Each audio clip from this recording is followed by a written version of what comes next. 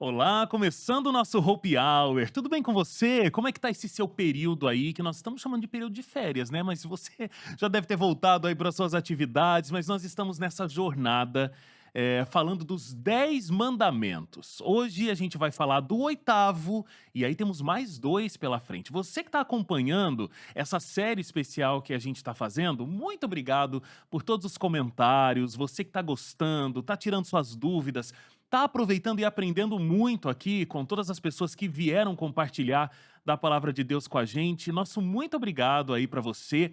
E você que de repente chegou esse vídeo, você tá vendo aí hoje sobre o oitavo mandamento, ó, tem outros 7 aí atrás e vamos ter mais esses dois. Então você pode acompanhar essa nossa série.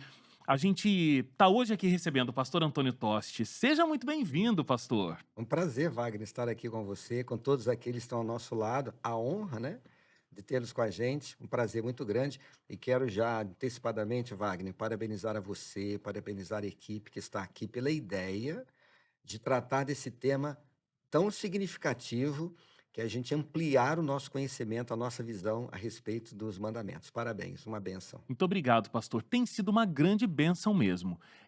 E cada um que veio aqui falar do seu mandamento, alguns falaram que o mandamento dele era o mais importante. Não, esse mandamento, olha, é o mais que você tem que prestar atenção e tudo mais. Mas muitos, e eu queria que você fizesse isso também, falasse sobre a importância dos 10 mandamentos como um todo. A gente tem falado muito aqui, né? Que esses mandamentos foram dados por Deus a Moisés, para o povo de Israel, num momento muito específico, mas não ficou concentrado para aquela época. Está na palavra de Deus e nos serve até hoje, certo? Com certeza, Wagner. Veja bem, eu gosto de ter a minha visão sobre os mandamentos, uma visão muito pessoal, né? Da importância dos mandamentos, primeiro em dizer que Deus não deu ao povo de Israel, já era do conhecimento. Uhum. Por exemplo, quando nós vamos no quarto mandamento, o que que diz lá? Lembra-te do dia de sábado, já era algo Ou conhecido. seja, não era uma novidade. Não, não era novidade. Inclusive, o sábado antecede a entrada do pecado.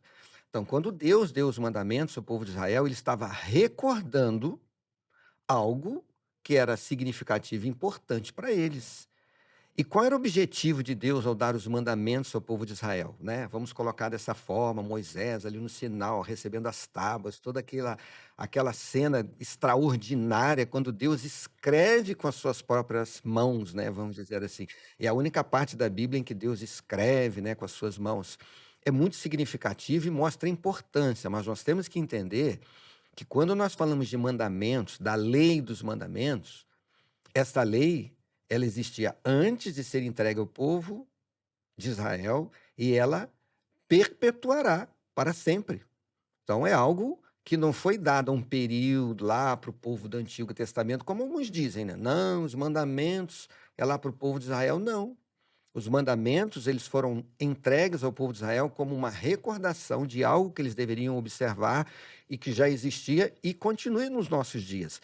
Só fazendo uma observação sobre esse comentário, né, sobre lei, porque alguns usam alguns textos, né, a lei é o aio que nos conduziu a Cristo, né, então veio Cristo, então não é mais necessário a lei. A lei é que está se referindo a esse texto e outros, né, que alguém pode achar que a lei não existe mais, estava se referindo às leis cerimoniais que apontavam para Cristo. Então, quando João vê Jesus, diz assim: esse é o Cordeiro de Deus que tira o pecado do mundo, junto com o Cordeiro, né, toda a lei cerimonial ali que envolvia o santuário, todas as demais leis. Agora, quando se fala no decálogo, nos mandamentos, estamos falando de algo que existia e existirá para todo sempre. Agora, é importante nós entendermos, Wagner, por que que Deus deu os mandamentos? Por que que eles foram estabelecidos? Pastor, antes disso, Sim. é porque assim, o senhor trouxe uma coisa que até agora ninguém comentou. E acho que essa é realmente uma grande dúvida. Uhum. Então, por que que a gente hoje ainda guarda o sábado, por exemplo, o quarto mandamento que está lá na Bíblia? Agora, eh, uma mulher que está no seu período menstrual não fica mais afastada do povo. Então, existiam leis ali para o povo de Israel e que não são mais vigentes. Sim? E como que a gente então entende? Porque a gente vai ler lá Gênesis, Êxodo, né? Levítico. E aí a gente vai entender, tá, mas isso aqui ainda vale para hoje, isso aqui era concentrado para aquele tempo. Qual é essa diferença? A diferença é que nós temos que entender que existiam leis cerimoniais. A gente usa essa expressão. Podemos usar outras expressões. Vou dar um exemplo, porque esse assunto é amplo, senão a gente vai fugir do oitavo mandamento. Por exemplo, quando Deus disse a Moisés, lá em Êxodo 25, verso 8, "E me farão um santuário para que eu habite no meio deles." Note a expressão, para que eu habite no meio deles. Deus queria morar com o povo, Deus queria estar presente. Então, quando Moisés recebe a orientação do santuário, tudo que estava no santuário apontava para quem? Para Jesus. Uhum. Jesus é o cordeiro, Jesus é o sacerdote, o sumo sacerdote, Jesus é o pão, Jesus é a luz, né? O altar representava o Calvário, né? Até o dia da purificação representava uma das facetas do ministério de Cristo, como o intercessor, né? O juízo. Então, tudo apontava para Cristo. Quando Jesus vem, Jesus então cumpre a lei cerimonial. Então, apontava para Jesus. E interessante, quando eu disse assim, e construirão um santuário para que eu habite no meio deles, ou seja, Deus querendo estar com o seu povo. Quando o anjo anuncia a Maria o nascimento de Jesus, ele diz o quê? O Deus conosco. Então, o Deus que estava presente com o povo através do serviço do santuário, ele se cumpre quando Jesus veio habitar entre nós pessoalmente. Então, nós temos que separar o que é lei cerimonial. Agora, é claro, existiam leis de higiene, né? E coisas que até, quem sabe, não se entendiam, porque não se tinha todo o conhecimento das doenças, dos vírus e as bactérias da vida, Hum. mas haviam leis de higiene, para manter a ordem no povo de Israel. Então, a gente precisa separar. Agora, como a gente está falando aqui do decálogo, dos mandamentos, nós temos que entender que eles são eternos. E a gente deve incluir nesses mandamentos vários outros ensinamentos que encontramos na palavra de Deus. Quando Jesus diz lá em João 14, né? "Se me amais, guardareis os meus mandamentos." Ele estava se referindo ao decálogo, sim, mas vários outros aspectos, outros ensinamentos que encontramos na Bíblia. Agora, qual é o aspecto mais importante, Wagner, que eu quero deixar aqui, eh, sobre essa visão minha pessoal sobre os mandamentos? Em primeiro lugar, nós adventistas, às vezes, somos taxados, né, carimbados como legalistas. Sim. E muitos acham que o adventismo é uma seita, essa coisa toda, e diz que nós somos legalistas. Uhum. E eles nos colocam este carimbo, né, alguns, claro, por conta do sábado, porque até no nosso nome a gente se identifica, né? Adventistas do sétimo dia, porque é um diferencial. E nós entendemos que o sábado é uma grande bênção para a gente. Mas nós temos que entender, e todos devem compreender, que os mandamentos eles não foram dados em Deus pensando nele. Aí eu quero súditos que só me tenham a mim como Deus, que não leve meu nome em vão. Todos os mandamentos, sem exceção, do primeiro ao quarto, que refere-se a Deus, e do quinto ao décimo, que refere-se ao próximo, existem para o nosso bem-estar. Então, quando Deus separou o sábado, inclusive antes do pecado lá na criação, é para que fosse um dia especial, é um dia de descanso, de refrigério. Como é importante o sábado na nossa É vida, para o nosso benefício. assim como ter um único Deus. Por que que Deus diz assim, né, mudando aqui, mas ampliando um pouco mais: "Não terás imagem de escultura, não adorarás outros deuses, não terás outros deuses diante de mim." Qual é o Deus criador? Qual é o Deus que tem poder para transformar uma vida, para operar milagres? Então, quando ele diz: "Eu quero que vocês sejam meu Deus, o meu povo, porque eu quero ser o seu Deus, vocês serão o meu povo", eu vou abençoar vocês. Então, quando Deus ele coloca desta forma, o que ele quer é que tenha um relacionamento próximo para que possamos usufruir das muitas bênçãos que Deus tem a nos dar, e a maior de todas elas e a mais importante, que é a nossa salvação. Então eu diria o seguinte: os mandamentos foram dados para o bem-estar do homem, para que nessa jornada até a terra santa, como era do povo de Israel, nós tivéssemos assim uma coexistência pacífica, tivéssemos a nossa família unida, pudéssemos viver bem com o nosso próximo.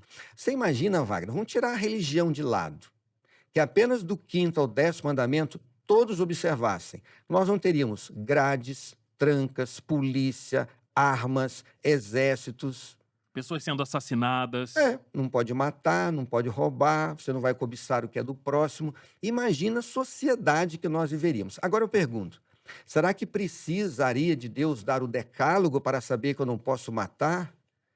que eu não devo cobiçar o que é do próximo, dizer falso testemunho, que é mentira. Imagina se nós apenas vivêssemos esses conselhos da palavra de Deus, esses mandamentos. Que vida nós teríamos? Nós teríamos uma vida totalmente diferente. Então nós temos que entender isso. Quando Deus deixou os mandamentos, ele deixou para o nosso bem-estar. E quando Deus diz não furtarás, este assunto é amplo, Wagner. É amplo porque envolve relacionamento com o próximo, envolve relacionamento com a sociedade, com o mundo corporativo, com o governo e com o próprio Deus.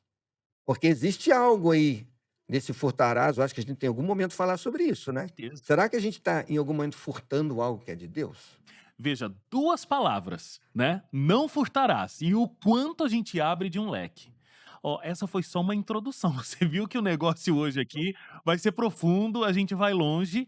Pastor Toninho já pode apresentar o Na Mira da Verdade, viu, Leandro? Já tá aqui, ó, já, mas não vai furtar o seu lugar não, porque a gente tá falando desse mandamento justamente. Wagner, eu não sou Leandro Quadros, não sei todos os textos de cabeça, mas nós temos alguém que nos ajuda aí, né, Wagner? Temos! Excelente introdução. Já vamos deixar essa dica para você. Você que vai ficar com alguma dúvida de repente assistindo aqui esse programa, vai querer saber mais detalhes. Olha ela ali, ó. A Esperança, nossa instrutora bíblica virtual, a primeira que a gente tem notícia no mundo, e ela conversa com você de um jeito muito tranquilo. Você deixa lá a sua pergunta, a Esperança te responde, ela vai gerar um texto respondendo ali a sua dúvida e ainda vai deixar uma lista de artigos, livros e até vídeos onde você pode aprofundar ainda mais o seu conhecimento. A Esperança também tem estudos bíblicos direcionados por temas, tudo no seu WhatsApp, tá bom? É só você. Eu vou deixar o link. Nesse link você já entra direto no WhatsApp da Esperança. É mais fácil do que você memorizar o número, né? Então, novotempo.com/esperança. Novotempo.com/esperança, você vai ser direcionado lá para esse link. Esperança é uma bênção aqui na Novo Tempo, né, pastor? Wagner, sim, com certeza. Mande a sua pergunta para a Esperança. Talvez a gente não consiga falar sobre todo o assunto. Sim. Sobre lei cerimonial, só dizer uma coisa importante. Aham. Sábado não tem nada a ver com lei cerimonial, mas existiam sábados que eram cerimoniais. Por exemplo, no dia da expiação, que era o 10º dia do 7º mês do calendário judeu, onde ali acontecia a purificação do santuário, que era um ritual ali, cerimonial, e tinha um significado profundo com tudo que acontecia ali, era considerado um sábado. Então, existiam santas convocações que eram sábados cerimoniais. Então, se alguém encontrar um texto lá no Novo Testamento fala sobre sábado, Boa. ele estava se referindo a sábados cerimoniais. Não está se referindo ao sábado como 7º dia, que foi estabelecido lá na criação e foi recordado no Decálogo. Lembra-te do dia de sábado. Então, só colocando, porque eu mencionei que nós somos adventistas e guardamos o sábado, e lembra que eu falei que o mandamento é eterno? Isaías diz que de sábado a sábado todos virão me adorar, diz o Senhor, quando ele faz referência ao que é a eternidade. Então lá no céu a gente ainda vai adorar a Deus no sábado de uma forma toda especial. Absoluta. Se antes do pecado aqui o sábado já era especial, foi separado por Deus, hoje ele é tão importante para o nosso descanso, nosso refrigério, para a nossa família, para a nossa saúde. A eternidade será aquele dia grandioso de celebração, né? Maravilha. Muito bom, muito bom. Ó, o pastor Toninho, para você que de repente não sabe muito, só conhece o pastor Toninho lá do Saldo Extra, né? Pastor Toninho é formado em Ciências Contábeis, Administração, desde 96 é pastor adventista, ordenado, já trabalhou em instituições em Minas Gerais, terra natal dele, Rio de Janeiro, Paraná e trabalhou 6 anos na Casa Publicadora Brasileira, né, editora de livros da Igreja Adventista, como diretor financeiro. E desde 2010, então já tem um tempo aí, é o diretor-geral aqui da Rede Novo Tempo de Comunicação. Ficou um tempo no Saldo Extra, quase 10 anos completos aí de Saldo Extra televisão e internet, né? Exatamente. Inclusive, fica aqui uma dica. Não conhecia o pastor Toninho, não sabia do saldo extra. Os vídeos estão todos lá. Todos. Procurar lá, estão todos lá. E vai encontrar, inclusive, programas onde eu falei sobre o oitavo mandamento. Ah, tem lá Vai também. procurar, não sei quando. Em algum momento, no youtube.com/saldo extra, você consegue encontrar lá no canal tudo e no NT Play, né, tá tudo lá, ntplay.com, só procurar pelo Saldo Extra, tem lá vários vídeos com o pastor Toninho. Pastor, vamos lá, nessa nossa dinâmica aqui, nesse período dos 10 mandamentos, a gente está começando com esse quadro É Fato ou Fake?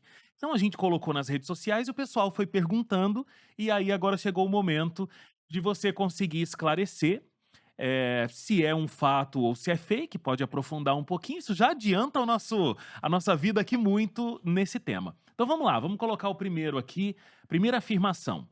Se eu pegar algo emprestado e não devolver, não estou furtando.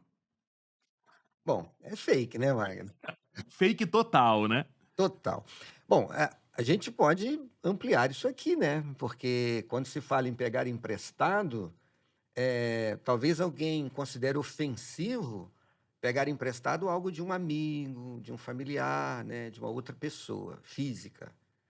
Mas tem muita gente que acha que não é errado, talvez, pegar emprestado num banco, não pagar ou algo mais. É o mesmo erro. É o mesmo princípio. Erro. E às vezes as pessoas fazem isso intencionalmente. Ela já faz o empréstimo sabendo que não vai ter condição de pagar. Mas faz. Aham. Está errado isso. Muito errado. Aí vem aquelas histórias. Ah, mas eu peguei empréstimo lá no banco, agora vem aquele juro abusivo, né? Aí uma outra história. Mas a dívida, ela, se você contraiu uma dívida e não paga, isso é uma apropriação indébita. E é muito interessante esse ponto de vista, porque as pessoas às vezes falam assim: ah, mas o banco tem muito dinheiro. Esse dinheiro que eu não vou pagar aqui do meu empréstimo não vai fazer a menor falta para o banco. Agora, para mim, vai fazer muita diferença, né? Agno, o que você está falando agora é significativo, porque esse mesmo pensamento vem em outros temas.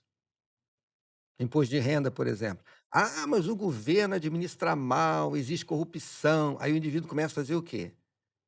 Começa a lançar mão de subterfúgios para pagar menos, para restituir mais, e aquela maneira, eu diria, falsa, né, errada, de a pessoa querer ter algum benefício, aumentar a sua renda ou diminuir a sua despesa. E aí, Wagner, entra talvez o aspecto mais importante de tudo isso que a gente está falando aqui sobre mandamentos, sobre o oitavo.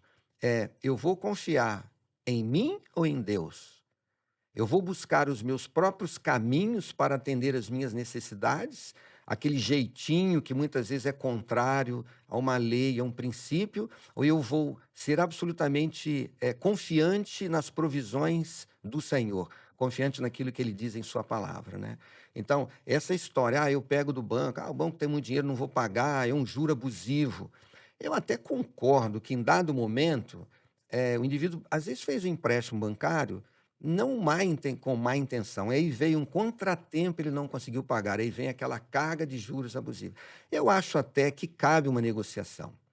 Até porque chega em dado momento em que aquela dívida ela não pode ser, eu diria, executada, né, judicialmente. Até depois de um tempo, até o nome da pessoa que ficou suja, ele deixa de ser. Mas isso não quer dizer que a pessoa não vai pagar aquela dívida. Porque eu digo e afirmo, os próprios bancos não querem perder o valor. Em dado momento, eles negociam num juro que seja mais razoável, mais justo, se é que eu posso colocar esta expressão. Mas fato é, Wagner, se alguém pegou algo emprestado e não paga, não devolve, ele está se apropriando daquilo que não lhe pertence. Então, a gente tem que entender que é uma forma, né, vamos colocar dessa forma, de furtar. Então, a gente tem que tomar bastante cuidado com É isso. uma violação ao mandamento. E quanto a essa questão tributária, juros e tudo mais, Jesus, inclusive, foi muito claro, né? Quando estava aqui. Dai a César o que é de César e a Deus o que é de Deus. Sem dúvida alguma. E qual era a intenção ali daqueles que perguntaram isso para Jesus, né? Queriam pegar Jesus numa cilada, porque o povo era oprimido por impostos pesadíssimos, a corrupção assolava, aqueles que estavam liderando nem eram daquela terra, foram lá para explorar, né, que eram os romanos, e os impostos eram abusivos, o povo sofria tremendamente, né? e aí perguntaram: "É lícito pagar imposto a César?" Se Jesus dissesse que não era lícito, colocaria Jesus contra o governo local. Se Jesus dissesse sim, aí ele dizia: "Poxa, mas o povo está oprimido, tá vendo? Ele não está do lado do povo." Aí o que que Jesus fez? Jesus pediu uma moeda, né. Foi bom você ter recordado essa história. Ele pegou uma moeda e mostrou: "De quem é a esfinge que está nesta moeda?" "De César." Aí o que que ele disse? "Dai a César o que é de César e a Deus o que é de Deus." Até Wagner, não mudando aqui o assunto, porque, a gente está falando de mandamentos, lá fala, né: "Não terás outras imagem de escultura, não adorarás outros deuses." Nós temos que entender algo significativo nesta atitude de Cristo, né, porque a imagem do homem se projeta nas coisas materiais da vida. O indivíduo que tem um carro de luxo chama atenção, o indivíduo que mora numa casa chama atenção, e as pessoas acham que o ser humano ele é bom, ele é um bom profissional, o cara ele é um cara competente pelas suas conquistas, Hum. seus certificados, seus diplomas, as suas posses materiais.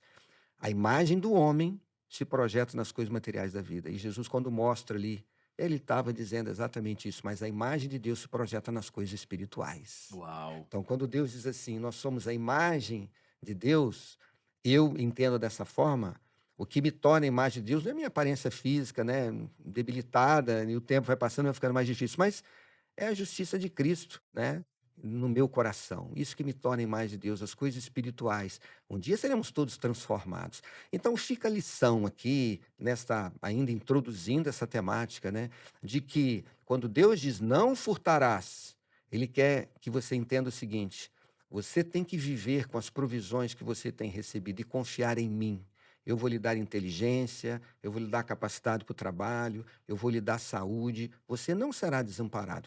Talvez, né, Wagner, você não consiga ter tudo aquilo que você gostaria, mas eu tenho certeza, viverá com dignidade, pagará as contas em dia e vai poder ser fiel a Deus, os dízimos, ser generoso com as ofertas, ajudar o próximo e se preparar para o céu, porque a vida aqui é passageira. Então, essa temática do não furtarás envolve abandonar os caminhos corruptos, os atalhos que as pessoas estão tomando para querer ter mais e querer ir mais avante e confiar plenamente em Deus. Perfeito. Olha, a gente tá só no início, é a primeira pergunta aqui, mas já teve muito do que tem sido essa série. Às vezes a gente tem uma visão muito simplificada sobre o mandamento e existe muita profundidade em tudo isso. Então, às vezes alguém tá falando: "Ah, não, esse mandamento, não furtarás, nunca é para mim. Eu jamais vou pegar o dinheiro de alguém, eu jamais vou, né, colocar a mão na bolsa de uma pessoa e tirar alguma coisa." É muito mais profundo do que isso e a gente vai conversar ao longo desse episódio aqui. Vamos lá para o próximo. Se eu copiar o trabalho, vídeo, texto, áudio de outra pessoa sem dar crédito, isso também é furtar. Aos universitários aí, todos ativos. Temos um departamento aqui só para cuidar disso. Temos, né? Nosso jurídico tá bem atento. Ninguém me pediu aqui para eu assinar, né, aqui um documento dizendo Aham. uma imagem que nós já temos aqui Tudo assinado. como apresentadores aqui, como servidores do Novo Tempo, mas quando a gente traz um convidado aqui, ele assina um documento, que é a cessão não onerosa da sua imagem, do seu direito. Porque isso aqui é um assunto absurdamente significativo em nossos dias. Vivemos uma sociedade midiática, né, hoje com inteligência artificial, e as pessoas se apropriando daquilo que é do outro, entregando como sendo seu. O que dizer aí dos trabalhos nas escolas? Gente, isso aqui é muito, muito significativo hoje em nossos dias. Uhum. E eu afirmo com segurança, isso aqui é fato. Se você se apropria de uma propriedade intelectual, você está furtando aquilo que é fruto de estudo, de trabalho, de alguém que se empenhou para fazer alguma coisa, que se aprofundou num determinado tema. Eu gosto, às vezes, você traz algumas autoridades aqui sobre o assunto da psicologia e da neurociência, pessoas que estudaram, dedicaram uma vida e a gente gosta de ouvir, né, e adquirir esse conhecimento. Isso pertence àquele que foi atrás. Lançar mão, você mencionou que vídeo, texto, áudio é furtar, é transgressão direta do oitavo mandamento. Colar na prova também, né? Sim, com certeza. Vamos lá para o próximo. É aceitável pegar algo de uma loja sem pagar se eu realmente precisar? Ah, Wagner, acho que todo mundo vai dizer que é fake, né? Não tem como a gente imaginar eh, isto como sendo uma coisa aceitável, né? Não importa se alguém está passando fome em casa, não importa se alguém tem uma necessidade premente. Quando você lança a mão, você está se afastando de que Deus vai prover o necessário, né? Então, existem agências que ajudam. Eu ontem, Wagner, eu levei aqui na assistência social lá da igreja, né, uma bolsa cheia de roupas. Eu tenho um princípio, né, de que se eu fico muito tempo sem usar uma roupa, é que eu não preciso dela. Claro, tem aquelas roupas de frio que você guarda assim, que você usa uma vez ou outra, mas eu dou. E ontem a bolsa foi cheia de roupas novas, camisas que eu ganhei por aí, a gente viaja, ganha assim. Eu levei ela para a igreja, levei uma bolsa de sapatos, sapatos bons. Eu não dou coisas ruins, né? Deus tem, graças a Deus, a nós aqui, todos os meus colegas aqui, a gente tem um salário, a gente tem condição de ter uma vida digna, né? Mas tem muita gente que não tem necessidade. Então, essas pessoas que passam a necessidade, busquem as agências certas que você vai encontrar o amparo, né, você vai encontrar alguém que ajude, não vá lançar mão do que é de terceiro, né, às vezes pular no terreno do vizinho para pegar alguma coisa. Se alguém foi tentado a fazer isso, faça uma reflexão, lembre-se do cuidado de Deus e procure, as agências certas, existem várias por aí, que auxiliam as pessoas que passam necessidade, Com certeza. E ainda pode se pedir para alguém se você tem uma necessidade e não está encontrando um lugar, né? Agora, pegar sem a permissão, sem dúvida. aí é o problema. Vamos lá para o próximo.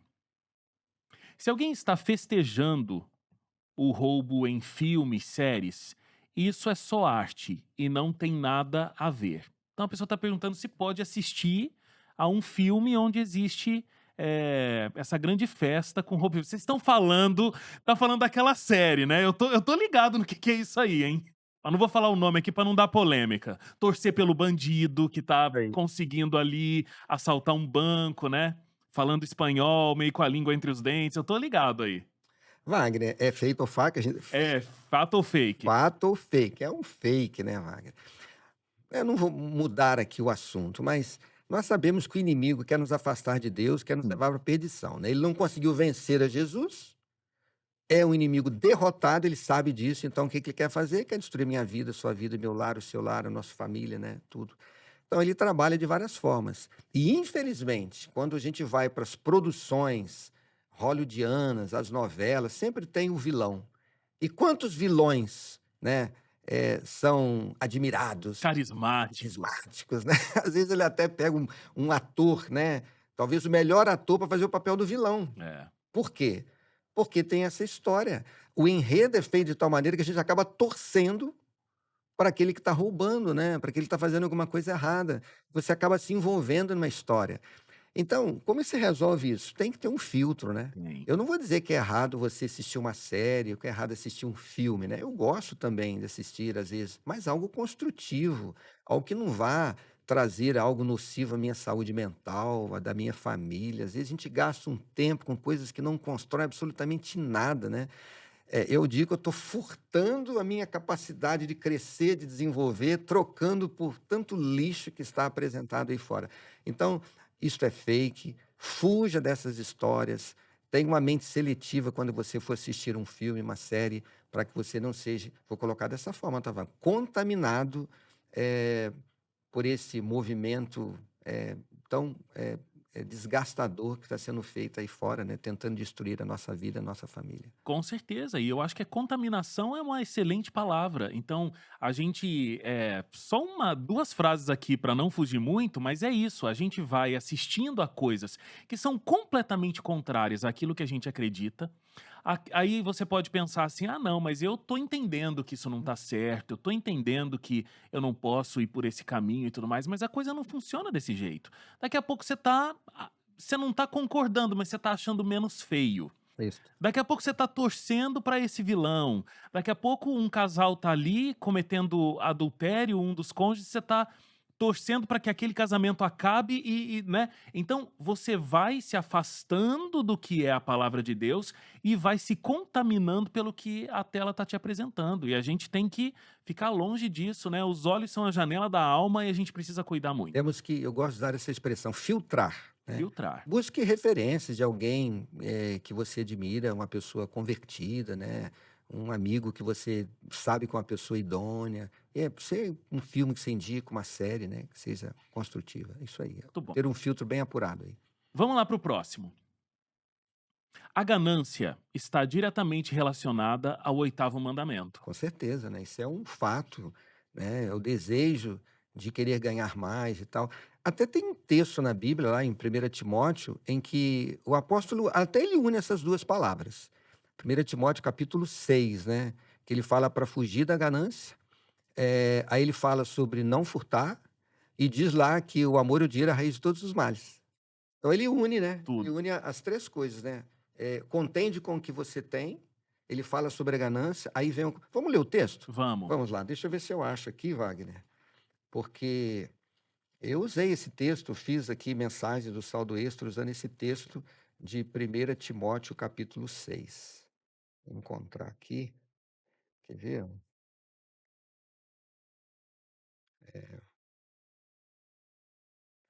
Aqui diz o seguinte, olha aqui, ó. Qual ver? Vamos ler aqui o verso 7. Porque nada temos trazido para este mundo, nem coisa alguma podemos levar dele. Tendo sustento com o que nos vestir, estejamos contentes. Ora, os que querem ficar ricos caem em tentação e cilada, em muitas concupiscências insensatas e perniciosas, as quais afogam os homens na ruína e perdição. Porque o amor ao dinheiro é a raiz de todos os males. E alguns nessa cobiça se desviaram da fé e a si mesmos se atormentaram com muitas dores. Eu confundi a palavra cobiça com ganância, mas tem Ah, mas tem uma ligação muito também, forte. tem relação muito forte, mas talvez até em outras traduções menciona a palavra ganância. Note aqui o conselho do apóstolo. Primeiro ele diz que a gente tem que se contentar com o que nos vestir. Obviamente, o nos vestir representa, Tudo. vamos dizer assim, as necessidades básicas da pirâmide de Maslow, né? Para a gente entender que esse vestir refere a comer, Morar. morar, casa, residência, alimentação, essas coisas básicas. Vamos nos contentar com o que nós temos. Aliás, essa expressão é repetida em outras passagens da Bíblia. Hebreus usa essa expressão em vários outros lugares, né? E aí vem o conselho, né? A gente tem que ficar contente com o que nós temos. Eu gostaria de ter um padrão de vida melhor, óbvio. Eu gostaria de tirar férias com a minha esposa num resort, mas não dá. Então eu vou para o centro de treinamento adventista, que é excelente, né? Queria estar nas Maldivas, mas desce para Ubatuba. Então, Para Ubatuba, é isso aí, mais por aí mesmo. E aí diz, né, os que querem ficar ricos caem em tentação, nota, e cilada. Ou seja, essa ganância por querer ganhar é uma estratégia do inimigo para destruir. Então, isso motiva as pessoas, às vezes, fazerem as coisas erradas, né? Aí vem o amor, o dinheiro é a raiz de todos os males. Por que que existe o roubo? Por que que existe a corrupção? Por que que vem o furtar, né? É uma consequência de uma intenção de desejar ter alguma coisa, acaba a gente lançando mão daquilo que não é nosso para atender à ganância. Então, a gente tem que entender que isso é furtar. Aliás, né, a gente tem que falar um pouquinho sobre isso, né? Muitos dos corruptos são pessoas tremendamente ricas, né? E continua praticando a corrupção. ficando cada vez mais rico. Por quê? Porque aquela história é a ganância, né? As pessoas nunca estão satisfeitas com o que têm. Por quê? Não seguem uma orientação bíblica, né? Eu gostaria de ter um pouco mais, mas eu tenho que agradecer a Deus por aquilo que Deus tem me dado. Talvez alguém esteja, você é um pastor adventista, trabalhou, tem um amparo, tem um sustento para ser um pastor. É verdade, isso é um fato. Mas isso não quer dizer que aquele que talvez tenha uma condição menor não possa ser contente com o que tem. Uhum. Então, Eu acho que esse ponto da ganância, esse ponto que você está trazendo, pastor, é muito aquela história de que a diferença entre o remédio e o veneno está na dosagem. Porque dinheiro não é um problema, né? é uma bênção. É uma benção. Bênção. Inclusive, tem texto da Bíblia em que Deus diz assim, né? Que a riqueza e a prosperidade andarão ao lado dos justos. Aham. Wagner, vamos dar um testemunho aqui? Gente, nós temos anjos da esperança que sustentam o novo tempo com doações significativas. Uma rede de comunicação, Sim, não é uma coisa barata de se manter. que vive com doações. E nós temos alguns doadores que fazem doações significativas. Não é mais importante essa doação significativa do que aquela, né, que vem com amor, com dedicação, com desprendimento. As duas recebem a bênção de Deus e se multiplicam aqui no novo tempo, a gente produzindo, enviando guias de estudo. Ou seja, a prosperidade com o assim diz o Senhor, a riqueza é uma bênção, Wagner. A pessoa vai ser fiel no seu dízimo, vai ajudar na pregação do evangelho, vai ser generoso com as suas ofertas, ajudando o próximo, abrindo portas para pregar o evangelho, ser um anjo da esperança e tantas outras atividades, né? Então, o dinheiro de forma alguma é o mal. E querer o dinheiro também não é nada de errado. O problema é o amor ao dinheiro, entendeu? É quando o dinheiro se torna um ídolo, né? Uhum. Aquela história, né? Não terás outros deuses diante de mim. Onde deve estar o nosso amor? Em Deus. Quando Deus diz assim, quando foi perguntado a Jesus, qual é o grande mandamento? Jesus poderia ter pensado, quem sabe o quarto, o primeiro. Não, o que que ele disse? Amar a Deus sobre todas as coisas e o próximo como a ti mesmo. Sabe o que que Jesus fez? Ele resumiu os 10 mandamentos. É. Amar a Deus sobre todas as coisas, do primeiro ao quarto, e o próximo a ti mesmo, do quinto ao décimo. Então, o amor deve ser entregue a Deus. Quando eu coloco o amor no dinheiro, na posse, de querer ter as coisas, aí é uma tragédia total. E o que que motiva isto? A ganância. Então, a ganância leva as pessoas a fazer o que é errado. Então, podemos afirmar com segurança que a ganância está diretamente relacionada ao oitavo mandamento. Muitas pessoas estão lançando mão daquilo que não lhe pertencem por conta da ganância, que é traduzida aqui nessa forma, o amor, né, às coisas. E é interessante uma ligação, porque você disse, né, que muitas vezes o homem é classificado materialmente aqui na sociedade, mas espiritualmente é outra história, né? Então, até aquela coisa, né, que a gente chama de teologia da prosperidade, então, se você for fiel a Deus, se você for fiel a Deus, então seu carro vai ser tal, Uhum. você, se você não tem essa casa é porque você não, a coisa não tem essa conexão, né? Inclusive, a Bíblia cita conselhos aos ricos. Vamos ler? Porque está aqui no, no primeiro Não, mesmo não tô capítulo. precisando muito, mas Vamos- de repente alguém aqui É, precisa. é para a gente, se alguém precisa. Olha o que, que a Bíblia diz para os ricos. Está aqui nas palavras do apóstolo Paulo a Timóteo, no mesmo capítulo.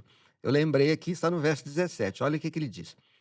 Exorta os ricos do presente século que não sejam orgulhosos, nem depositem a sua esperança na instabilidade da riqueza, mas em Deus, que tudo nos proporciona ricamente para o nosso aprazimento. Ele está dizendo aqui que o rico tem que ser pobre?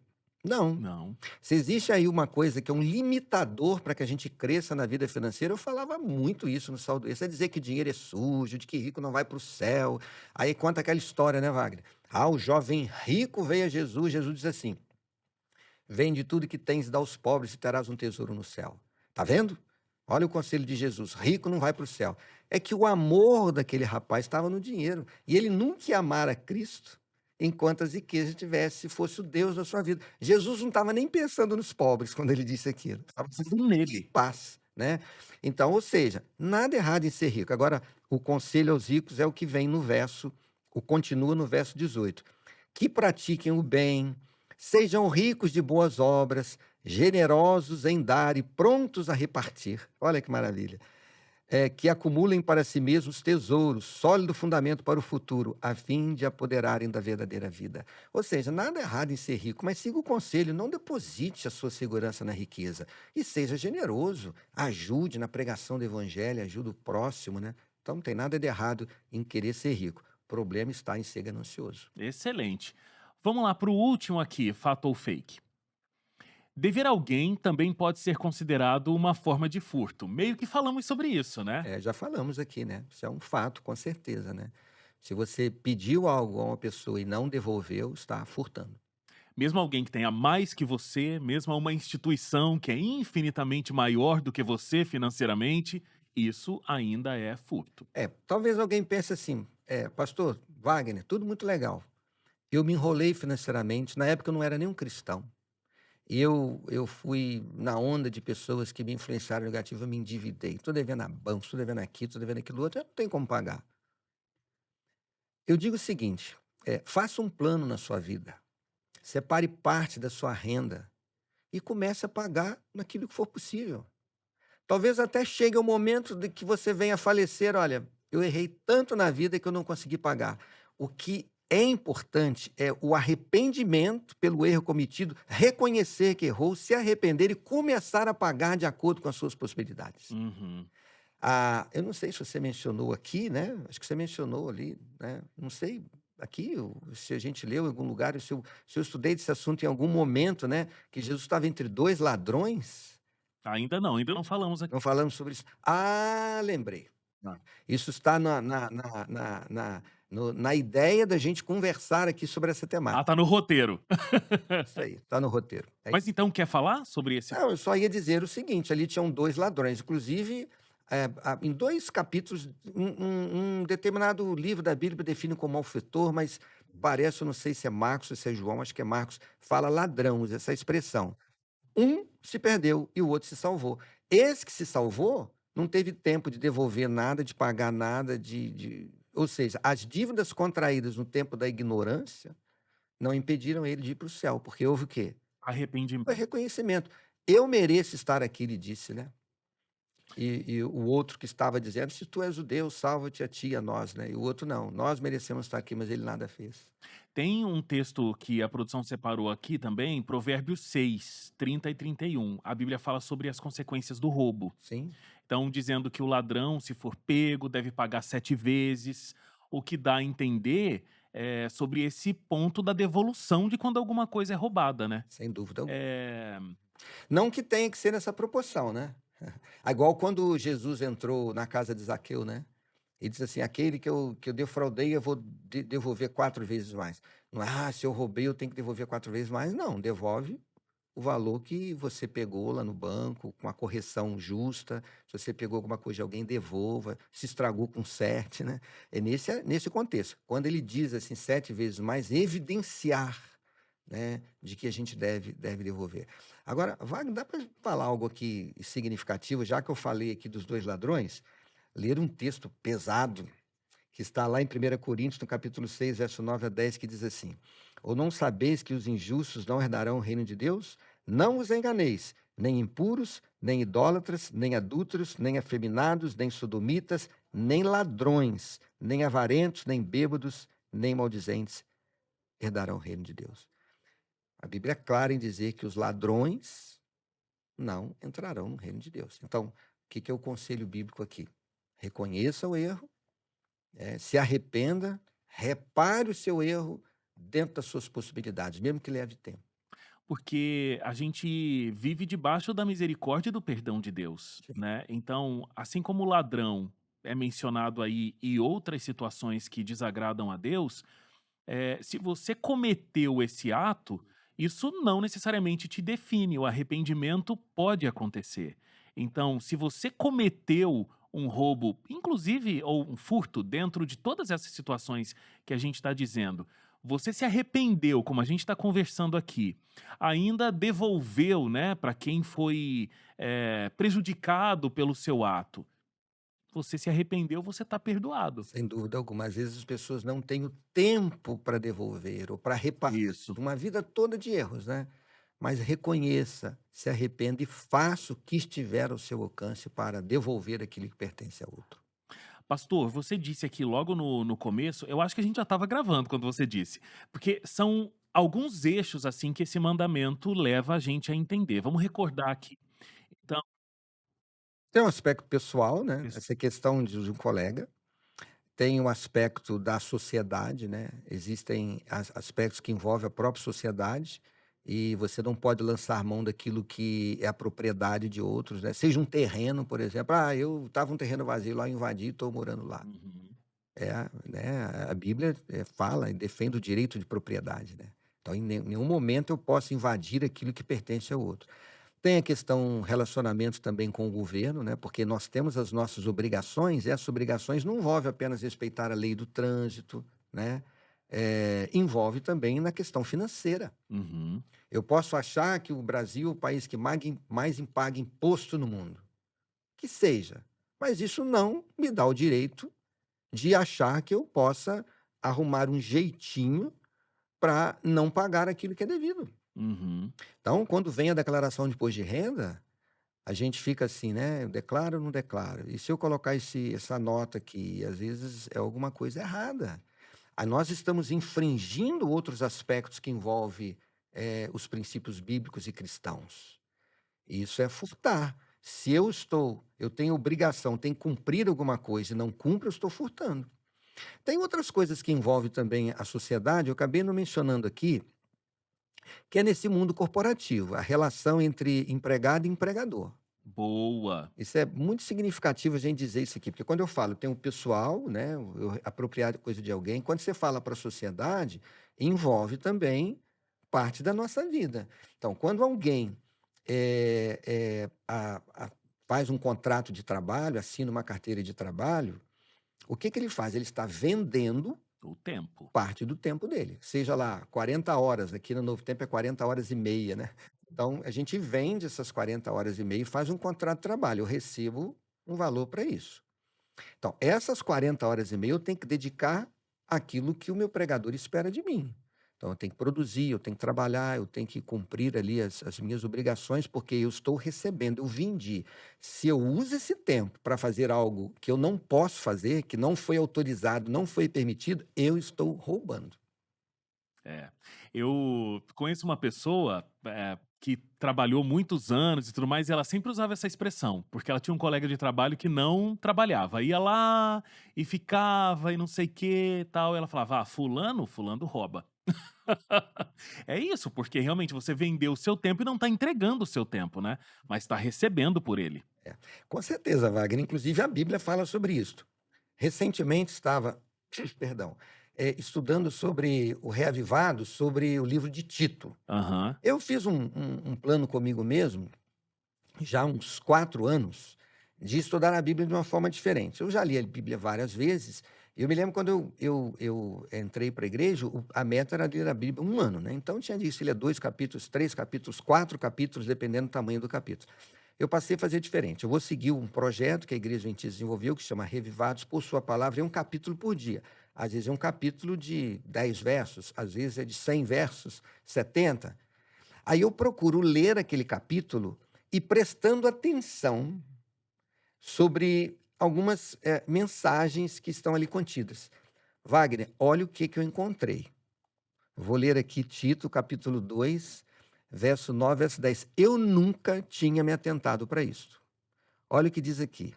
Eu abri aqui a Bíblia, vamos lá.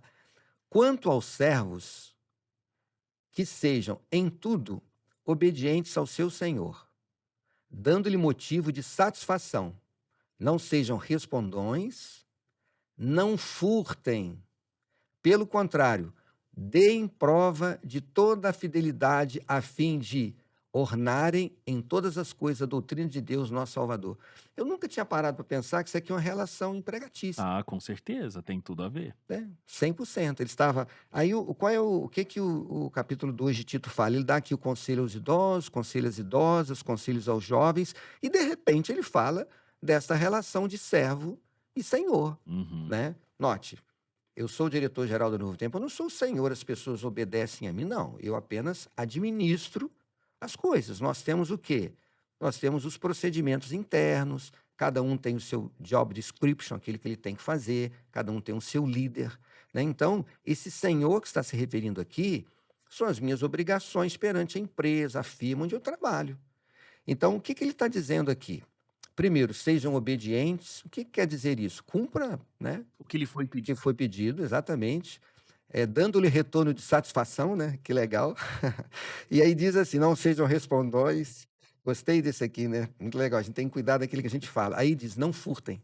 Aí eu fiquei pensando: o "Que que ele quer dizer isso aqui? Não furtem". Será que o funcionário está levando uma caneca para casa, está levando uma resma de papel, né, está levando um objeto? Eu pensei: "Pode ser", mas eu acho que não é isto. Para mim é você recebe um salário, esse tempo não lhe pertence mais.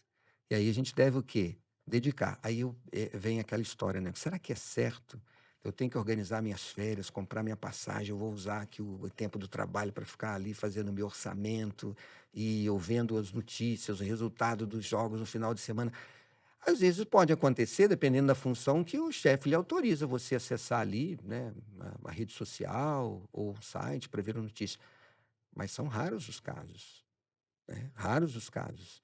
Talvez até o chefe dê um motivo pra você dar uma respiradinha, mas eu pergunto: será que o tempo que eu estou lançando mão é só aquela respiradinha, aquele relax? Não estou indo além disso.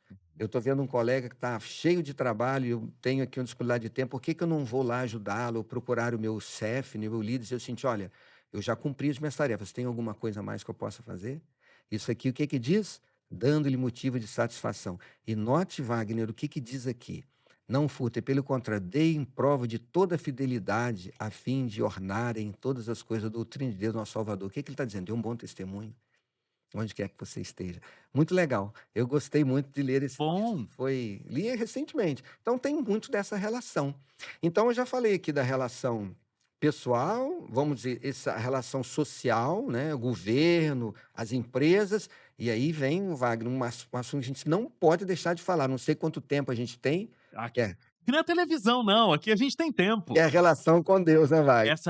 Eu queria chegar nesse ponto, queria ver se a gente tinha passado por todos os as outras esferas, Eu não sei acho que como é a que gente tá passou. o roteiro aí, né, eu dei um vistaço, assim, muito rápido, né, tive muito tempo, eu não sei se no roteiro tem alguma coisa aí. Não, mas a gente vai indo. Tá bom.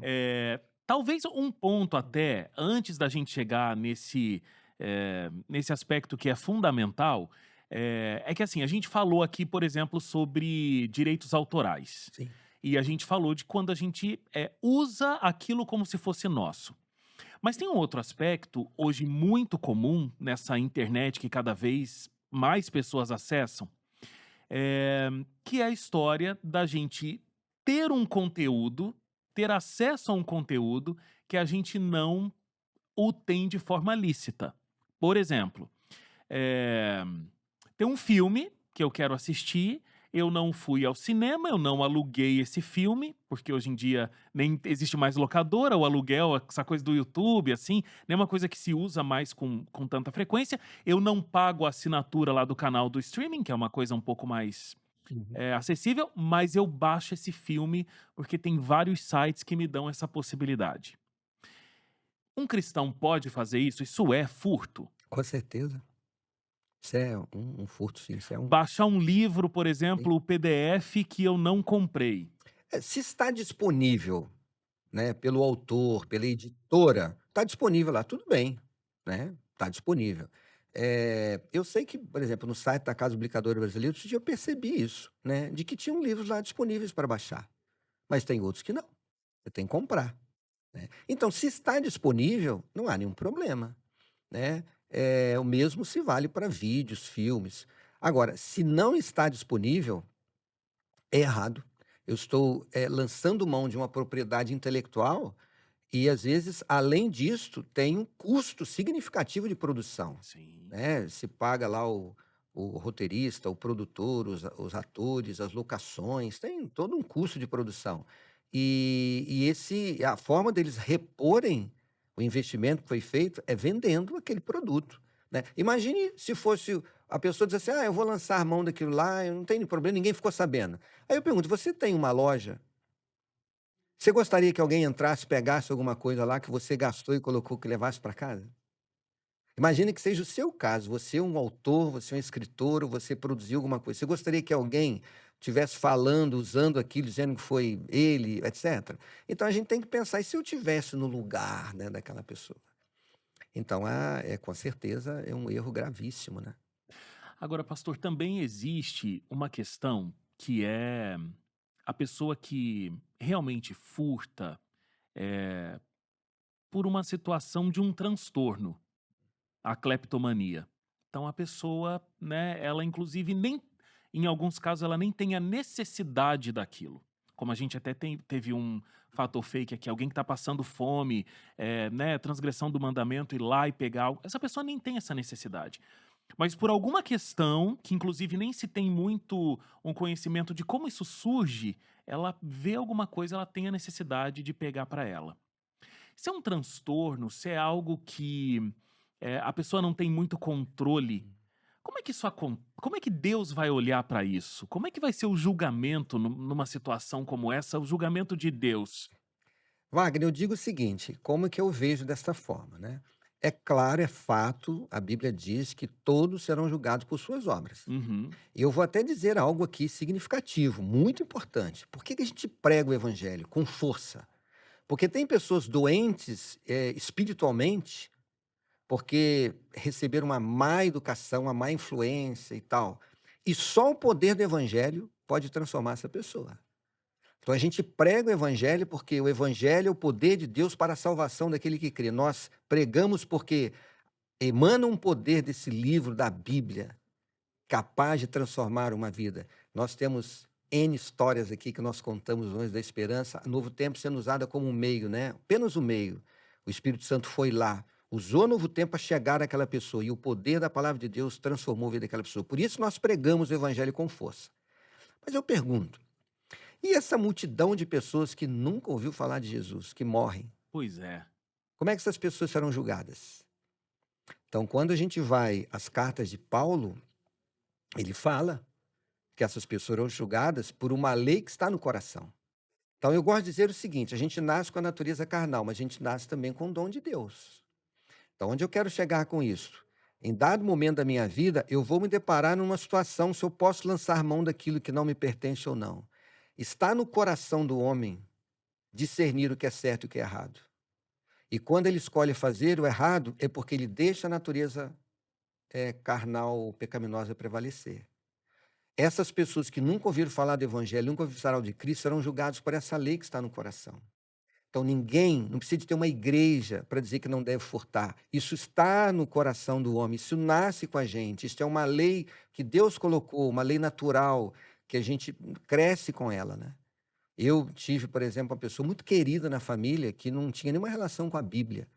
Era absurdamente generosa, pessoa honesta, correta, e ela veio a falecer. Eu tenho esperança de encontrá-la, porque ela não teve a oportunidade de ter esse contato com a palavra de Deus, com a Bíblia.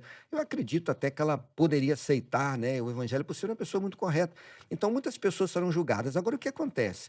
Existem aqueles pecados conscientes e inconscientes. Às vezes a pessoa comete um erro, às vezes até de forma inconsciente. A gente se arrepender desses pecados, sim. De repente você tem duas crianças lindas, você grita com elas no momento que você estava ali cansado, estava preocupado com alguma coisa, você perdeu a paciência. Depois chega no final de, gente, como é que eu fui gritar com os meus filhos? São as coisas mais importantes da minha vida, da minha família. Aí você vai fazer o que? Senhor, me perdoe. Mas naquele momento você agiu inconscientemente. É.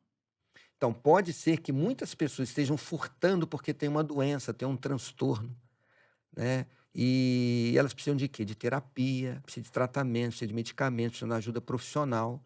Aí você pergunta para mim assim, se essa pessoa vier a falecer, será que ela vai ser julgada por aquele roubo que ela fez? Se ela tinha uma doença emocional gravíssima e que ela não teve a oportunidade de curar? Então, só Deus, Wagner, só Deus eh, pode dizer isso. Mas eu creio piamente que muitas pessoas têm problemas sérios, transtornos, estão cometendo coisas erradas que entram nesse lado do inconsciente. Uhum. Esse lado do inconsciente que ela não faz, não porque ela é má, não porque ela está mal intencionada, não porque ela é gananciosa, que ela quer fazer alguma coisa errada, que ela quer prejudicar alguém, mas age porque traz um transtorno lá da sua infância, de uma educação totalmente errada. Será que ela é culpada por trazer um trauma de um pai e de uma mãe que abusaram daquela pessoa e que hoje ela está fazendo algo errado porque traz aquele trauma? Então, acho que só Deus, Wagner, para julgar, né? Mas eu digo o seguinte: se alguém agora, né, que está nos ouvindo aqui, nos assistindo, estiver vivendo essa situação, né, busque um tratamento, busque uma terapia. Eu estou fazendo algo, quando eu vi, eu já fiz. É, Busque uma terapia, busque um tratamento, né? E procure a cura. com certeza, excelente. Vamos falar sobre roubar a Deus, é Hum, possível? É possível, Falar pastor? sobre isso. Uma reflexão que eu fiz na igreja hoje, eu falava sobre este assunto, né, de que nós que ansiamos a eternidade, nós que estamos nos preparando para lá, nós pautamos a nossa vida com base na palavra de Deus. É o nosso guia, é o nosso manual, é a nossa fonte de inspiração, fonte de conselhos. Então, nós que estudamos a palavra de Deus, nós vamos entender que, na questão material, na questão financeira, e é o tema que estamos tratando aqui, Deus quer nos abençoar. Deus quer que nós sejamos pessoas prósperas, que nós realizemos os nossos sonhos, que a gente viva com dignidade, que a gente não deva nada para ninguém. Você vai achar um monte de texto, Deus dizendo: se ouvires atentamente a minha voz, tiveres cuidado de guardar todas as coisas que eu tenho ordenado, eu vou te abençoar assim, assim, assim. No casamento, nos filhos, no trabalho, em todas as áreas da vida. Você vai encontrar N textos falando sobre vários textos falando sobre isso. Como você vai encontrar textos dizendo, não deveis nada a ninguém, nem ao governo, nem à pessoa, nem nada. E você vai encontrar textos onde Deus dizendo assim, eu quero estar do seu lado, eu quero te abençoar. E como a gente demonstra que nós dependemos de Deus, que nós queremos estar nesse aspecto da vida material, do lado de Deus, receber essas bênçãos, através de um princípio bíblico chamado de dízimo. Então, quando a gente estuda a Bíblia, você vai deparar com essa temática. Então, na questão material, existe algo. Você quer que Deus seja seu sócio? Você quer que Deus te abençoe? Você quer que Deus te dê a graça que você precisa? Dizime. E aí vem algo significativo, muito importante, que não pode se confundir com a chamada teologia da prosperidade. Uhum. Eu vou dizimar como um ato de obediência ao Deus que me criou, ao Deus que me salvou. E ele vai devolver para mim bênção na medida das minhas necessidades. Aí eu vou dizimar porque eu quero comprar um carro novo, vou dizimar porque eu quero comprar uma casa nova. Não, vou dizimar porque eu quero a bênção de Deus. Talvez a bênção de Deus seja na saúde, no seu casamento, na educação dos seus filhos. Deus vai dar aquilo que a gente precisa. Agora, é claro, é tácito na Bíblia que o dízimo é a forma de nós reconhecermos a autoridade de Deus, reconhecemos o nosso Deus como nosso Criador, o nosso Deus mantenedor, e quando a gente devolve o dízimo, em um ato de obediência a este Deus. E aí o que ele faz? Ele mantém essa relação de bênçãos com a gente. Vamos ler o texto, onde nós encontramos essa declaração. Lá em Malaquias, um texto muito conhecido, né? Quando se fala em dízimo, é o texto que todo pregador usa, né? Sim. Malaquias, existem outros textos que falam sobre o dízimo, mas vamos falar desse texto. Malaquias 3, capítulo 3, verso 10, que diz assim: Trazei todos os dízimos à casa do tesouro, para que haja mantimentos na minha casa. E provai-me nisso, diz o Senhor dos Exércitos, se eu não vos abrir as janelas do céu e não derramar sobre vós bênção sem medida. Qual é a motivação por o dizimar? A obediência. Agora, como resultado dessa obediência, Deus vai prover aquilo que eu necessito para viver com dignidade. Para não dever nada a ninguém, pagar minhas contas em dia, poder sustentar a minha família, ter a saúde para o trabalho, a capacidade para o trabalho, etc. E qual a diferença entre os dízimos e as ofertas? Bom, vamos lá. Boa pergunta. Hum. Os dízimos eu devolvo como ato de obediência. A Bíblia diz lá em Levítico 27, verso 30, os dízimos pertencem ao Senhor. Então eu dizimo como um ato de obediência a Deus. E eu vou dizer algo aqui que talvez alguém possa achar, de onde o pastor Toninho tirou essa ideia? Para mim, Wagner, o dízimo substitui a árvore do conhecimento do bem e do mal. Olha! Essa é nova. Essa é nova, essa é nova. Quando Deus colocou a árvore do conhecimento do bem e do mal, ele disse assim, todas as árvores do jardim são para o seu sustento, como? Mas dessa árvore vocês não comerão. Era só uma que não Então, tinha. qual era a intenção de Deus? O homem demonstrar a sua obediência a Deus, ser fiel a Deus, reconhecer a dependência de Deus, que não apenas aquela árvore pertencia a Deus, todas as demais que Deus estava concedendo. Aí o homem pecou, foi expulso do jardim do Éden, e nós sabemos que o jardim do Éden foi retirado desta terra. E o que foi junto? A árvore, o conhecimento do bem e do mal. Agora, se Deus colocou a árvore lá para ser um princípio, eu vejo desta forma, isso é um pensamento meu pessoal, de que a árvore, que o dízimo, ele tem o mesmo objetivo. O dízimo pertence a Deus. Qual é a razão do dízimo existir? Eu reconhecer que eu sou criador e não criatura, reconhecer a minha dependência de Deus, que os 90% que eu recebo, a minha vida como mordomo, a minha saúde, a minha própria existência, eu pertenço a Deus por criação, né? Ele que me dá capacidade para o trabalho, para criar, etc. E demonstrar a obediência a esse Deus que me criou. Então eu vejo o dízimo dessa forma. Agora, o que é a oferta? A oferta ela é voluntária. A oferta não é uma obrigação, o dízimo pertence a Deus. Eu até digo o seguinte, que quando nós dizimamos, nós estamos demonstrando uma virtude importante na nossa vida, que é a honestidade, é devolver algo que não nos pertence e que o doador e que o dono pediu de volta. Agora, quando eu oferto, aí é diferente.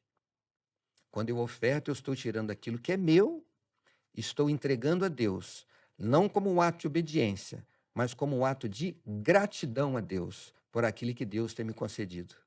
Então eu vou ofertar porque eu tenho um lar bem ordenado, pela saúde, pelo trabalho, pela bênção, pela fé que eu tenho, a esperança, né, que eu tenho da volta de Cristo, pela alegria que eu tenho de viver esta vida maravilhosa que é essa expectativa da volta de Cristo com a minha família. Então eu oferto como um ato de gratidão a Deus. E é exatamente por esse motivo que a Bíblia não diz quanto nós devemos ofertar. Quando você vai ao dízimo quer dizer 10%, é a 10ª parte, fim de papo. Agora, oferta não. Cada um irá ofertar conforme a bênção que tiver recebido. Deuteronômios, acho que é 16, 17, mas enfim. Cada um irá ofertar na bênção que tiver recebido. Ou seja, eu vou ofertar a Deus conforme a bênção que eu recebi. Eu até digo o seguinte, é na oferta que nós demonstramos o desprendimento das coisas materiais da vida. O quanto eu quero abrir mão do que é meu para Deus. Agora, Wagner, já que a gente está falando de não furtarás, será que a gente furta também nas ofertas ou só no dízimo? Pois é, se a gente não tá exercendo a nossa gratidão, acho que pode ser um furto também, não? Não, a gente não tem obrigação de ofertar, mas será que em algum momento a gente rouba também na oferta ou só no dízimo? Notem o que diz o texto que antecede Malaquias 3,10. Diz assim: roubará o homem a Deus? Todavia vós me roubais e dizeis: em que te roubamos? Aí Deus diz: nos dízimos e nas ofertas. E aí, Wagner, como é que fica agora?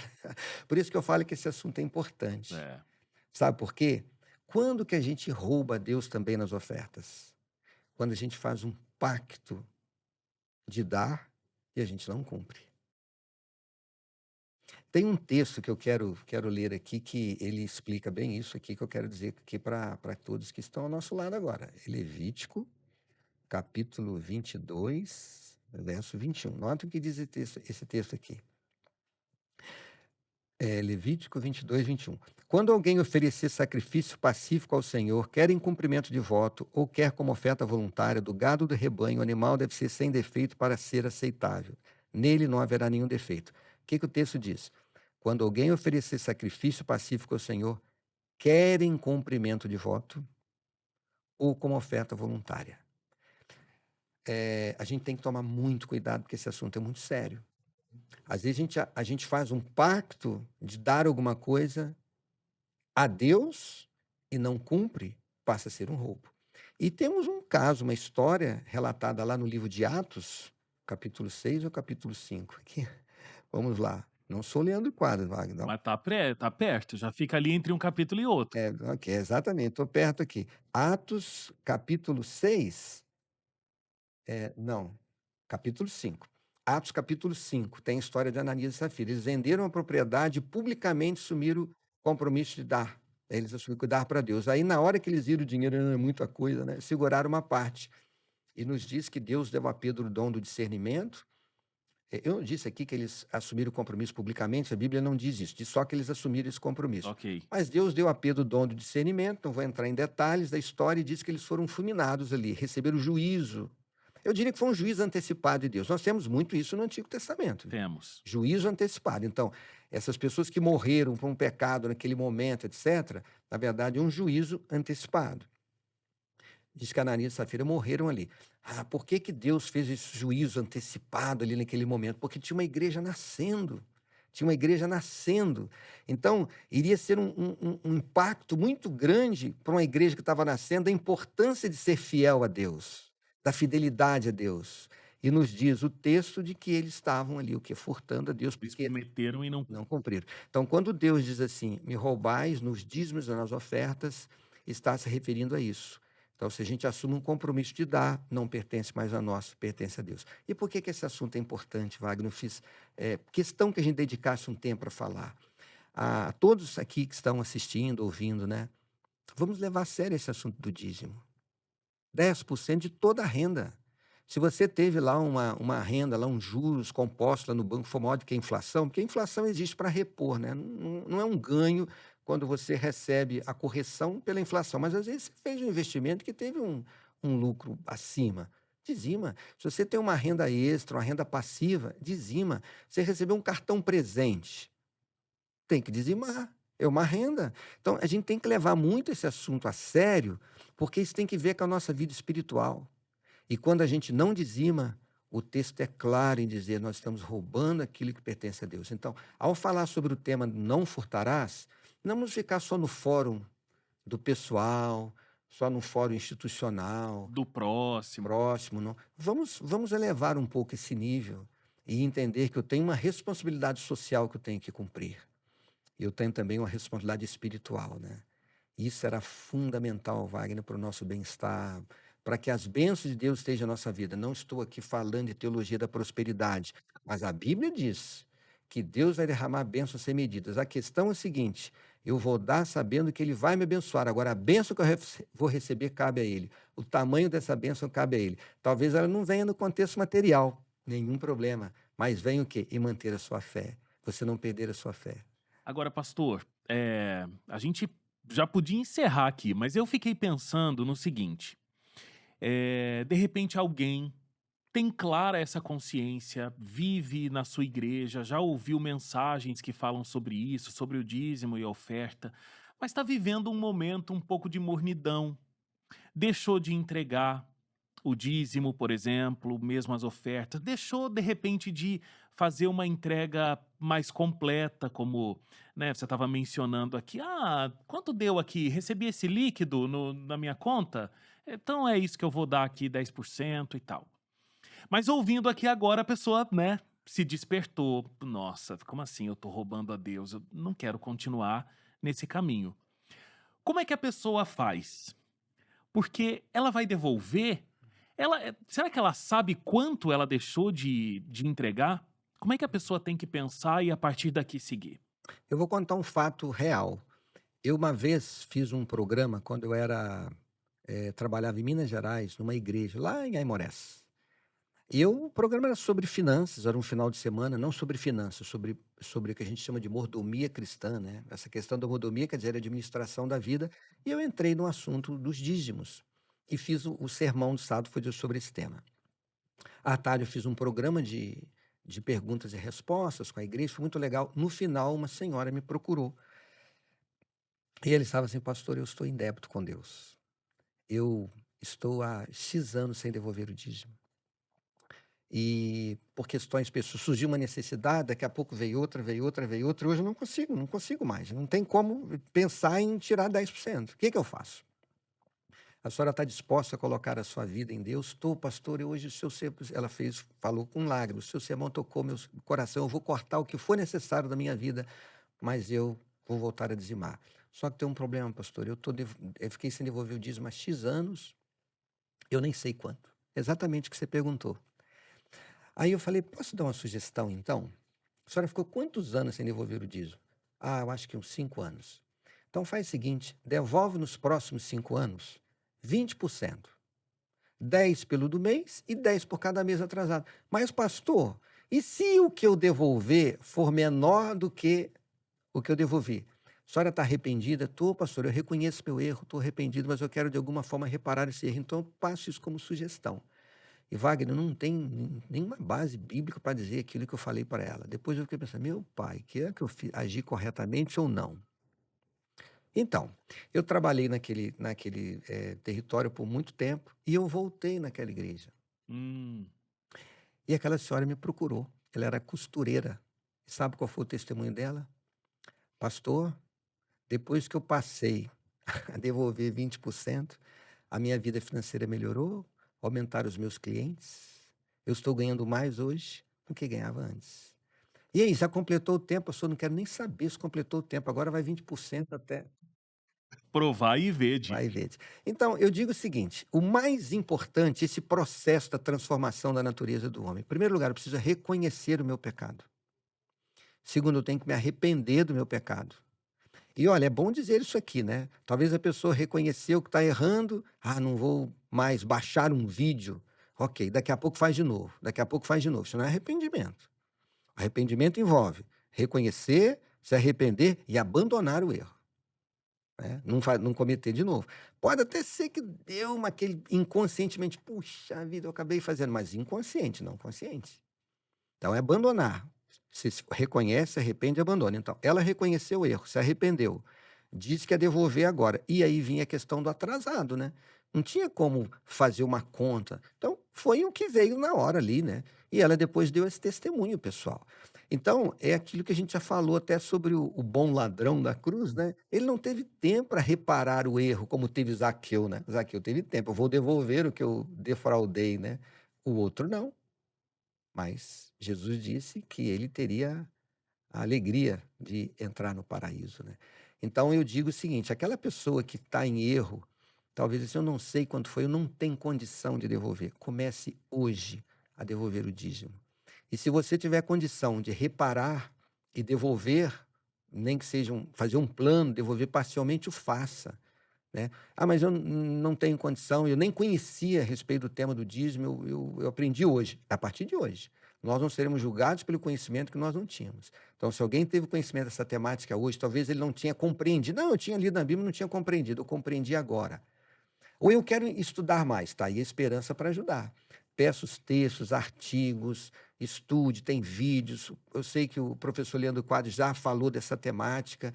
Nós temos aqui os nossos guias de estudo, né? Tem a Administração Financeira à Luz da Bíblia, que é um guia de estudo que a Novo Tempo oferece gratuitamente. Lá é abordada essa temática também.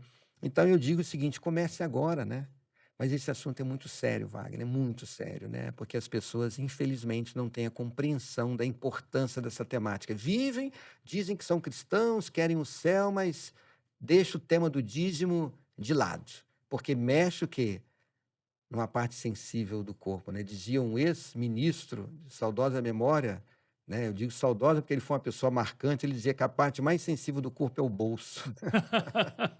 Então, quando a gente trata de finanças, entre esses detalhes todos que são delicados, então é importante a gente, ao falar aqui "não furtarás", dizer que não é apenas o próximo, não é apenas as questões da vida social, né, como a gente falou que direitos autorais, essas coisas, mas também no nosso relacionamento com Deus. Muito bom.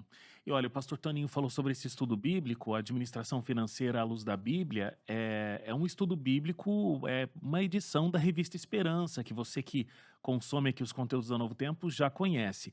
Se você está vendo a gente pelo YouTube, a gente vai deixar o link aqui, porque você pode pedir o seu estudo bíblico gratuitamente. Se você está só ouvindo a gente ou está pelo NT Play, novotempo.com/escola bíblica novotempo.com/escola bíblica. Lá vai ter uma série de estudos bíblicos, uma série de edições dessa revista Esperança. Você vai encontrar ali essa revista que realmente tem os princípios básicos para uma administração financeira à luz da Bíblia. Pastor Toninho que escreveu a revista e realmente tem muito conhecimento ali para quem quer entender um pouco mais. Educação financeira à luz da Bíblia, não educação, eu falei administrativa, né? Agora, Wagner, vai um aspecto importante aqui, que é bom a gente falar também, né. Por que que as pessoas, você falou, né, estão furtando? Às vezes, vem aquelas justificativas: "Ah, minha necessidade. Ah, porque o governo é corrupto. Ah, má distribuição de renda", e vem as necessidades do dia a dia. Lembrar de, antes de tudo, existe uma questão que chama educação financeira. As pessoas têm a vida desorganizada, não sabe quanto ganha, não controla, compra por impulso, faz compra errada, paga juros e vai para o cheque especial e fica aquela vida que nunca sai daquele marasmo de dívidas. Aí não vai, aí vai ser tentado a lançar a mão do que é o do outro e não faz sua declaração imposto de renda de forma correta e não dizima, não oferta, não ajuda. Essa é a segunda maior, o segundo maior motivo pelos quais os casamentos terminam no Brasil. Eu estou dizendo isso porque nós temos o programa Saldo Extrativo, que fala sobre educação financeira, tem aí a revista. Eu fico aqui, incentivo as pessoas, eu gosto dessa temática, eu quero dedicar, né, parte do conhecimento que eu tinha no meu tempo de aposentadoria a falar dessa temática para ajudar as pessoas a cuidar das suas finanças. Então, fica o apelo para que as pessoas organizem a sua vida financeira, né, busque educação financeira, coloque as coisas em dia. A Bíblia tem tantos conselhos, né? para buscar a instrução, a sabedoria. Está no livro de Provérbios, Eclesiastes, tantos conselhos falam inclusive sobre finanças, né, para que as pessoas organizem a vida financeira. E quando você organizar a sua vida financeira, você vai ver que você não precisa de lançar mão de nada errado para você viver com dignidade, você não dever nada a ninguém, você pagar as suas contas em dia. Eu não vou dizer, talvez a prosperidade, a riqueza alcance algumas pessoas, para a maioria não, mas não importa. O problema é que a questão é que você viva com dignidade, né, se preparando para a eternidade que se aproxima. E a educação financeira vai fazer diferença. Então fica o incentivo, porque a revista é um estudo bíblico, mas ela traz conselhos práticos para que as pessoas organizem a vida financeira e possam colocar todos os conselhos da palavra de Deus na vida. Excelente. E esse último tópico que a gente falou, né, dos dízimos e das ofertas, eu acho que é, de fato, um grande conceito para que a gente coloque a nossa confiança em Deus, né, de que todas as nossas necessidades vão ser atingidas, e não só na nossa força de trabalho, no nosso Sem desempenho, mas colocando tudo isso nas mãos de Deus, né. Pastor, foi excelente, aprendemos muito hoje aqui, né, olha, oitavo mandamento, algum pai. alguns bons insights. Muito obrigado, pastor. Nada. Que Deus continue abençoando a sua vida, seu ministério, e muito obrigado por ter vindo na sua agenda tão apertada, vindo aqui para falar com a gente. Wagner, agora pode falar o diretor da Novo Tempo aqui? Pode! Não sendo a minha demissão, pode. Não, Wagner, imagina, você é um companheirão. O Wagner é o nosso gerente aqui do departamento de web e tem feito produções fantásticas aqui com a sua equipe, tem feito um lindo trabalho, obrigado. Eu quero agradecer, Wagner, agradecer. Eu me recordo quando a gente estava construindo esse prédio, né, que nós criamos esse pequeno espaço, e eu falei, não, eu quero que faça lá um aquário, mas como a gente vai fazer? Tem barulho, teto, mas não, vamos fazer alguma coisa lá, porque o web vai ficar lá, deixar para o web fazer alguma coisa. Olha o que temos aqui hoje. Quero agradecer a Deus, Wagner, porque tem sido tão generoso conosco, Amém. tem nos abençoado tanto, nos capacitado tanto. Mas eu quero agradecer. Eu vou até olhar para a câmera, porque tem gente aqui no YouTube. Então, você está assistindo aí no YouTube, quem sabe é aí no seu armário, está aí na pia da sua cozinha. A Zezé faz muito isso, ela está ali cozinhando e lá no YouTube, né? Então, eu vou olhar para a câmera aqui. Agradecer a você que está ouvindo o nosso podcast, você que está assistindo no YouTube, agradecer porque você valoriza o nosso trabalho, você confia no nosso trabalho, você é a razão de tudo que a gente faz aqui. E agradecer aos Anjos da Esperança. Esse podcast existe porque vocês doam, têm um coração generoso, estão comprometidos com a pregação do Evangelho, confiam no nosso trabalho. Muito, muito obrigado de coração. Vocês estão nas nossas orações, né, Wagner? E vamos seguir orando por você, pela sua família, pelas suas finanças, né? E que a Novo Tempo continue sendo uma bênção na sua vida. Muito obrigado porque você está com a gente. Muito obrigado, pastor. Foi sensacional. Obrigado mesmo. Obrigado a você, então, que ficou com a gente até agora. A gente volta na semana que vem com o nono mandamento. Temos mais dois aí pela frente. Um abraço para você, até lá. Tchau, tchau.